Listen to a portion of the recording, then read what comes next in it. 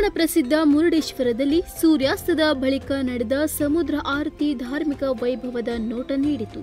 ಮಾತೋಬಾರ್ ಶ್ರೀ ಮುರುಡೇಶ್ವರ ದೇವಾಲಯ ಹಾಗೂ ಊರಸೀಮಾ ಸಮಿತಿಯ ಆಶ್ರಯದಲ್ಲಿ ನಡೆದ ಈ ಕಾರ್ಯಕ್ರಮಕ್ಕೆ ಸಾವಿರಾರು ಭಕ್ತರು ಸಾಕ್ಷಿಯಾದರು.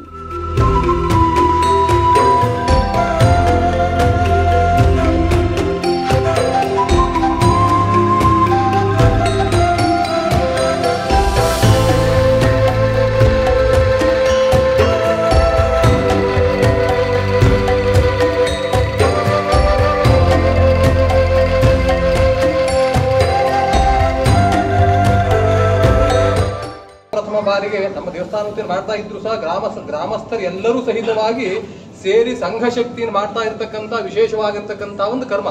ಹಾಗಾಗಿ ಬೆಳಿಗ್ಗೆ ಲಘುರುದ್ರ ಹವನವನ್ನು ಮುಗಿಸಿ ಸಂಬಂಧಪಟ್ಟಂತ ದೇವಿಗೆ ಗಂಗಾ ಅದು ಪ್ರಾರ್ಥನೆಯನ್ನು ಮಾಡಿ ಎಲ್ಲ ಕರ್ಮಗಳನ್ನು ಮುಗಿಸಿ ಸಾಯಂಕಾಲ ಉತ್ಸವದ ಒಟ್ಟಿಗೆ ಸಮುದ್ರ ಆರತಿ ಹೇಳ್ತಕ್ಕಂಥ ವಿಶೇಷ ಆರಾಧನೆ ಮಾಡ್ತಾ ಇದ್ದೇವೆ. ನಿನಗೆ ಫಲವನ್ನು ಇಟ್ಟಿದ್ದೇವೆ ಭಗವಂತ.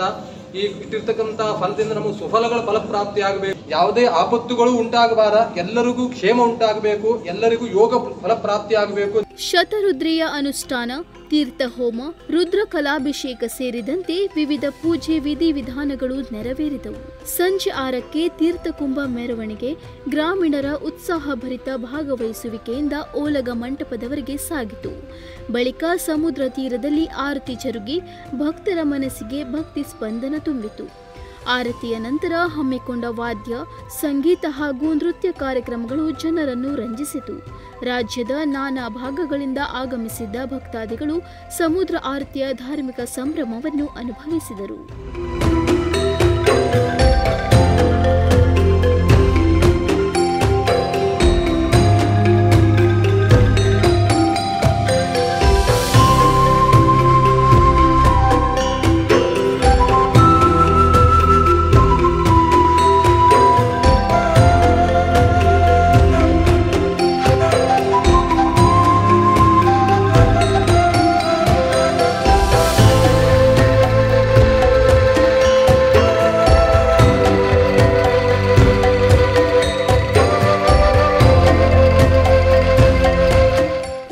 ವಿಧಿವಿಧಾನಗಳನ್ನು ಪ್ರಧಾನ ಅರ್ಚಕ ಜಯರಾಮ್ ಅಡಿ ಹಾಗೂ ಶಿವರಾಮ್ ಅಡಿ ನೆರವೇರಿಸಿದರು.